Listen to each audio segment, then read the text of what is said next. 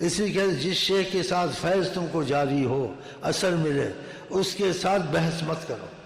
وہ تم کو نہیں ایسی باتیں کہہ سکے گا کہ بھئی میں ایسے کرنا، یہ آقا مجھے ایسے کہا ہے، یہ بہت بڑی بات ہے اور یہ کہنا بھی ناجائز ہے، اور وہ اس کی صلاحیت اہل نہیں ہے جو ایسی باتیں کرے۔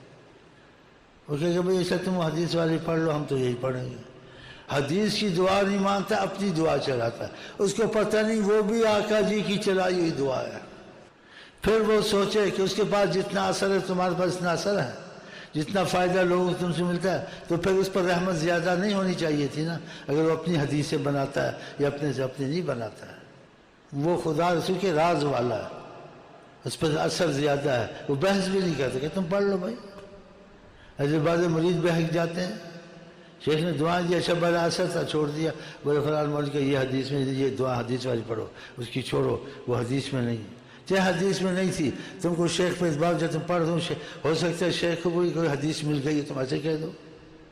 تم ایسے کہہ دو، ہو سکتا ہے شیخ کو آقا جی نے کہہ دیا، ہو سکتا ہے، نہیں بھی ہو سکتا، ہو بھی سکتا، تم اچھا گمان کر لو۔ طریقت میں جڑتے جڑتے اس کا بیڑا غرق ہو گیا، اب جو اس کو اثر تھا وہ اثر ملا ہی نہیں، جو اس میں تقویت محبت کی خدا کی آتی تھی، عمل کی آتی تھی، بلکہ ساری بند ہو گئی۔ تو یہ کیسے پیچیدہ معاملے بھی ہوتے ہیں، اس لیے آقا جی کے لوگوں سے بات کر قدر عقولہم، جتنی ان کی عقل ہو۔ اور آقا جی نے کہا میں جس نے مجھ کو دیکھا میری شکل میں شیطان نہیں آ سکتا، جب نہیں آ سکتا پھر آقا کی زیارت حق ہوئی، آقا کا کلام حق ہوا۔ پھر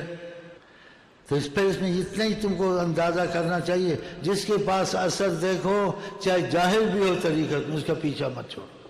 کہ جب وہ تم کو کوئی دعا دیتا ہے، کوئی بات کرتا ہے، تم کو اثر ہوتا ہے، توفیق ہوتی ہے،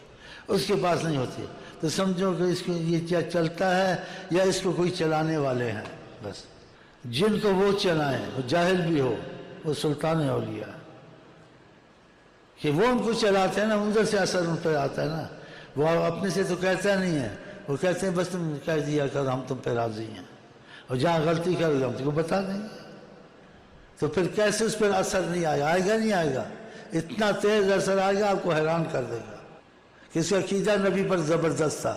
نبی سے محبت دلی تھی، منافقت نہیں تھی، نبی نے قبول کر لیا اس کو۔ تم نے ساری کتابیں الماری کی پڑھی، تم نے مفاد کو پہلے دیکھا، جہاں مفاد آئے خدا رسول کی بات کو چھوڑ دیا گڑبڑ کے بیچ میں، تو تمہارا علم کس کام کا؟ تم مخلص نہیں تھے، رسول اللہ وہ مخلص تھا۔ تو مرتبہ بات اثر پہ ہوتی ہے، اثر جاؤ